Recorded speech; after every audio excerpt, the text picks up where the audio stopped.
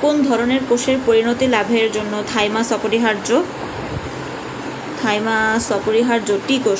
কোন কোষ রক্তে ফ্যাগোসাইটোসিস প্রক্রিয়ায় জীবাণু ধ্বংস করে? নিউট্রোফিল। কোন কোষ রক্তে ফ্যাগোসাইটোসিস প্রক্রিয়ায় জীবাণু ধ্বংস করে? নিউট্রোফিল। ভাইরাস আক্রান্ত কোষ থেকে নিঃসৃত ভাইরাস প্রতিরোধী ক্ষুদ্র গ্লাইকোপ্রোটিনকে কি বলে? ইন্টারফেরন। দেহে অ্যালার্জি সৃষ্টির জন্য কোন কোষ দায়ী? মাস্ট কোষ।